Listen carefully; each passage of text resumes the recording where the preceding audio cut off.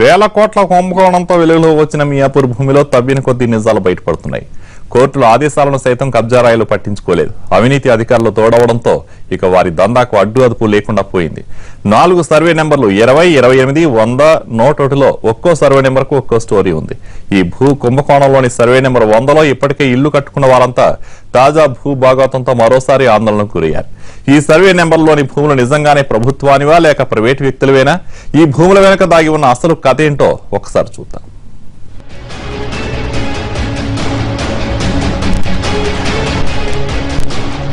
Kukatpally village లో registrar మాయాజాలం రాష్ట్ర వ్యాప్తంగా సంచలనం సృష్టించింది. వేల కోట్ల భూమిని అప్పనంగా బడాబాబులకు కట్టబెట్టడం కలకలం రేపింది.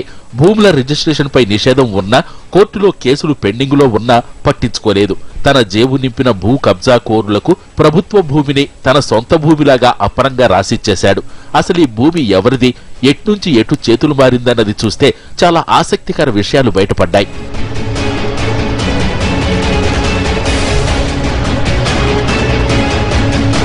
మియాపూర్ విలేజ్లోని 17, 18, 19, 20, 28, 29, 35, 44/1, 45, 53, 56, 69, 77, 88, 96, 99, 100, 101, 102 ఈ 19 సర్వే నెంబర్లలోని మొత్తం భూమి 1587 ఎకరాల 5 కుంటలు.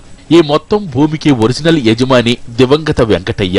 ప్రభుత్వానికి చెల్లించాల్సిన రెవెన్యూ బకాయిలు వెంకటయ్య కట్టకపోవడంతో 1917లో అప్పటి ప్రభుత్వం బహిరంగ వేలం నిర్వహించింది. దీంతో మొత్తం 1587 ఎకరాల 5 కుంటల భూమిని 1917 సంవత్సరం ఆగస్టు 5న 65,340 రూపాయలకు బాసిత్ అలీఖాన్ అనే వ్యక్తి దక్కించుకున్నాడు. 1947లో బాసిత్ అలీఖాన్ మరణించిన తర్వాత సర్వే నంబర్ 100, 101 భూమిని రహీమున్నీసా బేగం మరియు సర్వే నంబర్ 20, 28ని జిలానీ బేగంల పేరుపైకి బదిలీ అయింది.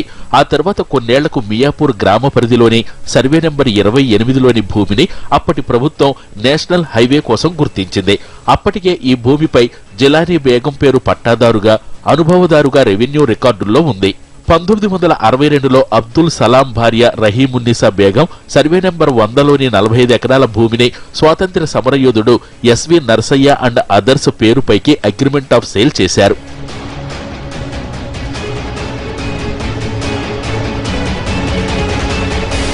1965లో ఎస్వి నరసయ్య, ఎస్వికే ప్రసాద్తో పాటు మరికొంతమంది కమ్యూనిస్టు నాయకులు అప్పటి కలెక్టర్ అనుమతితో సర్వే నెంబర్ 100లోని 277 ఎకరాల్లో కొంత భాగాన్ని కొన్ని సొసైటీలకు విక్రయించారు.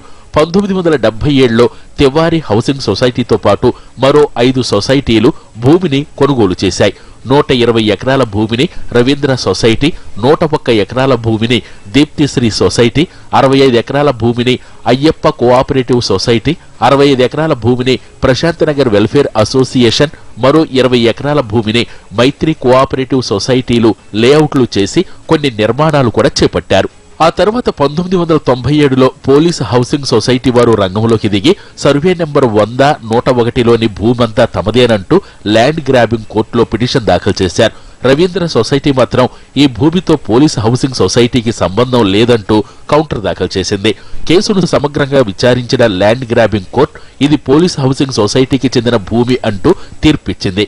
దీన్ని రవీంద్ర సొసైటీ 2003లో హైకోర్టులో సవాల్ చేసింది. హైకోర్టు ఆదేశాలతో రంగంలోకి దిగిన రెవెన్యూ అధికారులు సర్వే నెంబర్ 100, 101లోని భూమంతా ఖాళీ ప్రదేశమని, అదంతా ప్రభుత్వ భూమే అంటూ హైకోర్టుకు నివేదిక సమర్పించారు. దీంతో ఇది ప్రభుత్వ భూమే అంటూ తీర్పునిచ్చింది.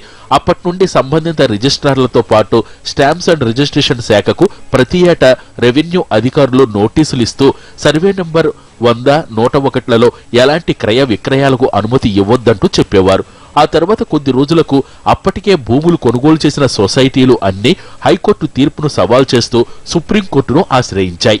సొసైటీల పిటిషన్ను విచారణకు స్వీకరించిన సుప్రీంకోర్టు హైకోర్టు తీర్పుపై స్టేటస్ కో విధించింది. దీంతో అప్పటి నుండి ఈ సర్వే నెంబర్లలోని భూముల క్రయ విక్రయాలు నిలిచిపోయాయి. అప్పటికే ఇళ్లు నిర్మించుకున్న వారు మాత్రం ఇక్కడ స్థిర నివాసాలు ఏర్పరచుకున్నారు. మొత్తం 100, 101 మొత్తం 500 ఎకరాలండి, 550 ఎకరాలు. 1917లో యాక్చువల్గా 1917లో వెంకటయ్య అనేవాడు నిజాం సర్కార్కి భూమి శిస్తు కట్టకపోతే నిజాం సర్కార్ ఓపెన్ ఆక్షన్ వేసింది. ఓపెన్ ఆక్షన్ చేసినప్పుడు బాసిత్ ఖాన్ అనే అతను 1550 ఎకరాల దగ్గర చిలువ మొత్తం ఓపెన్ ఆక్షన్లో 65,640 రూపాయలకు ఓపెన్ ఆక్షన్లో పాడుకున్నాడు. ఆ పాడుకున్న దాన్ని ఏం చేశాడంటే 2028 సర్వే నెంబర్ ఏమో జిలానీ బేగంకి ఇచ్చాడు, వాళ్ళ సిస్టర్కి. 100-101 రహూనిసా బేగంకి ఇచ్చాడు. మిగతా మధ్యలో ఉన్న సర్వే నెంబర్లు, డిఫరెంట్ సర్వే నెంబర్లు ఇంకా చాలా ఉన్నాయి. ఆ సర్వే నెంబర్ 500 ఎకరాలు వాళ్ళ ఫ్యామిలీ కింద ఉంచుకున్నారు. ఈ మధ్య 2012లో వాళ్ళ ల్యాండ్లోని 69 సర్వే నెంబర్లో ఆర్ఓఆర్ కూడా వాళ్ళు అప్లై చేశారు, పహానీల్లో పడిందని చెప్పి. రెవెన్యూ రికార్డ్స్లో కూడా ఇదంతా కూడా ప్రైవేట్ ల్యాండ్ అని అనేది 1970 నుండి కూడా చెప్తున్నాయి. అసలు రెవెన్యూ రికార్డ్స్ అన్నింటినీ కూడా ఎంటర్ సుప్రీంకోర్టులో అడ్మిట్ చేసుకున్నారు, మేము తీర్పు చెప్తామని చెప్పి. అయితే ఇది 2003లో మేము సుప్రీంకోర్టుకి వెళ్ళాము. ఆల్మోస్ట్ 2017 మధ్యలోకి వచ్చాము. 14 ఏళ్ళు అయింది, కానీ సుప్రీంకోర్టులో ఎక్కడ వేసిన గొంగళి అక్కడ లాగానే ఉంది తప్పితే కేసు మూవ్ అవట్లేదు. సుప్రీంకోర్టులో స్టేటస్ కో ఉన్న భూముల్లో బడాబాబులంతా కలిసి రిజిస్ట్రేషన్లు ఎలా చేసుకున్నారన్నదే ఇప్పుడు ప్రశ్న. హైకోర్టు తీర్పిచ్చిన నాటి నుంచి ఈ భూములను ప్రభుత్వమే పర్యవేక్షిస్తోంది. ఎవరికి వారు ఈ భూములు మా తాతల కాలం నాటివని చెప్పుకుంటున్నా ఎవరి వద్ద సరైన రికార్డులు లేవనే చెప్పాలి. ఏళ్ల తరబడి అక్కడే ఉంటున్న రిజిస్ట్రార్ శ్రీనివాసరావుకు అన్ని విషయాలు తెలుసు. ఆ భూములపై నిషేధం ఉందని, కోర్టులో కేసు పెండింగులో ఉందని తెలుసు. అయినా అక్రమార్కులతో చేతులు కలిపి అడ్డంగా భూములు రాసిచ్చేశాడు.